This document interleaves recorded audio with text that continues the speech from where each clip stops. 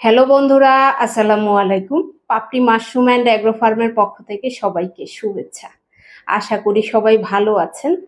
একজন শ্রদ্ধেয় উদ্যোক্তা জানতে চেয়েছেন যে আপু, মাশরুম চাষ ঘর পরিশোধন রাখার জন্য আপনি বলেছেন নিম পাতার পানি ফুটিয়ে সেই পানিটা স্প্রে করতে। আমি নিয়মিত করেছি, কিন্তু এখন তো নিম পাতা ঝরে গিয়েছে, এখন কিভাবে করব? এটা অবশ্যই অনেক গুরুত্বপূর্ণ একটা প্রশ্ন। আপনি এবছর যেভাবে সমস্যার সম্মুখীন হয়েছেন, আশা করি নেক্সট ইয়ারে আপনি সতর্ক হবেন। অর্থাৎ যখন পাতা থাকে তখন আপনি পাতাগুলোকে শুকিয়ে স্টক করে রাখবেন, তাহলে আপনার এই সমস্যাটা থাকবে না। কিন্তু যেহেতু আপনার পাতা স্টকে নাই, সেক্ষেত্রে কি করণীয়? ক্যালসিয়াম কার্বনেট চুন, যে চুনটা আপনি সিলিন্ডারের কাজে ব্যবহার করেছেন, সেই চুনটাই পানিতে গুলিয়ে সেটা স্প্রে করলেই আপনার চাষঘর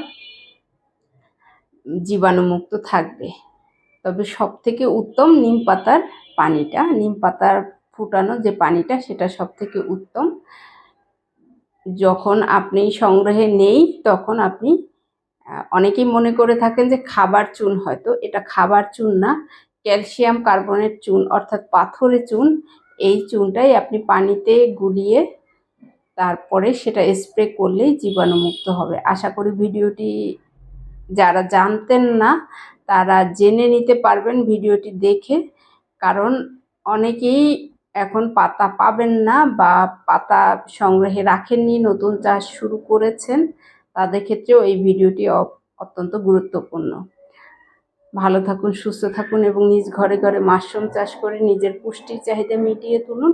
ভালো থাকুন, আল্লাহ হাফেজ।